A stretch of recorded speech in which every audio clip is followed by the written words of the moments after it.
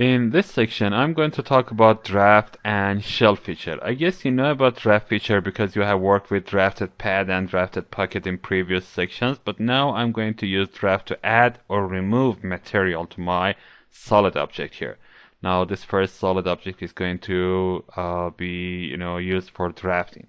I can go and select the draft tool from dress up features toolset, or I can go to insert menu and go to dress up features and select drafting from here.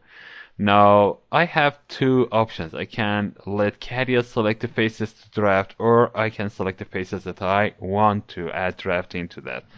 If I click on this checkbox, selection by neutral face, Catia will select all faces that are adjacent to the neutral face. And let's see this first. I click here and I check this. I can see that I only need to select the neutral element. The neutral element is the face that is going to experience no change. So this is a face that I use for that. And now you can see that every adjacent face is selected by default. So I click OK and you can see that it has added some material to my shape, and the degree of change is 5 degrees.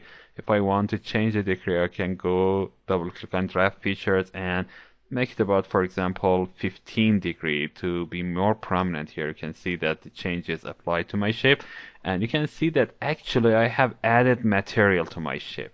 Now if I want to remove material to my shape, I can do two things. I double click on draft tool. You can see a little arrow here. By clicking this to change the direction, you can see that I'm actually removing material from my shape.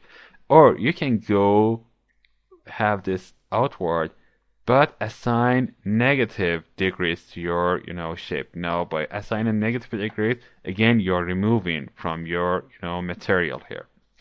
Now I'm going to press Ctrl Z several times to remove this draft. And now you can see that my padding is here, the only feature that is available. I'm going to go to insert menu, dress up features, and select draft again. This time I'm going to select the faces to draft, and I'm going to do this manually. I'm not going to select every face. I'm going to have just this face and this face. And the degree is going to be about 25 degrees, and the neutral element is going to be this. Now be careful about the selection of neutral face. If you select a face that is, going to change, it will, give you an error message. So I'm going to have this in Word, and now I click on OK, and this is the result that I have. The next thing that I want to show you is the shell features. So I pan to left a little bit, and now I'm going to insert menu to dress up features and select shell tool. Shell will remove from your shape. So it tells me that body will more than one lump. Because I have two, shapes in one paddings, it will give me this error. So I click OK. That's okay for me because I'm going to work with one of the lumps here.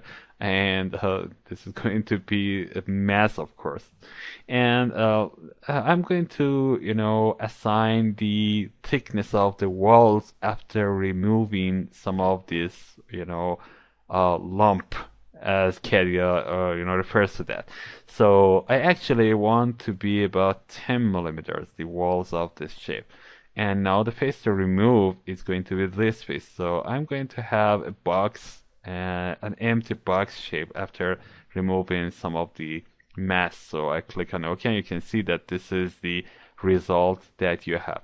Every wall and the floor, the walls, every wall has a thickness of 10 millimeters, and the thickness is part of the material. It has not added to material. It has just removed from material.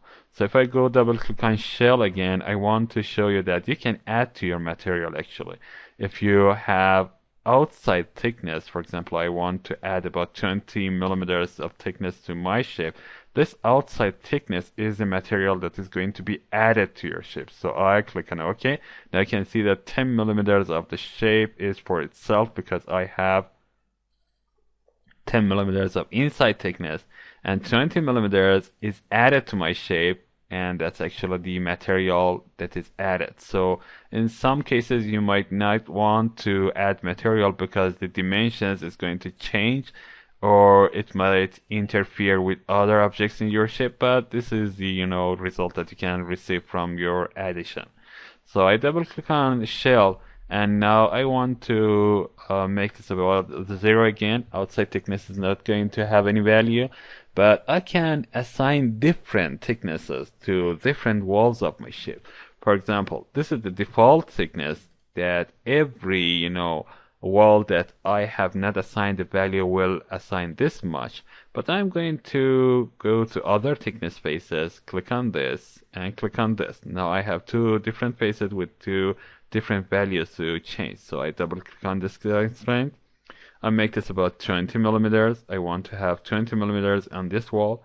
I go to this constraint, double click on this again, and make this about 25 millimeters. So every other wall have 10 millimeters, but these two walls that I have selected in other thickness faces will have their own amount of thickness. So I click on OK, and this is the result that you receive from this tool.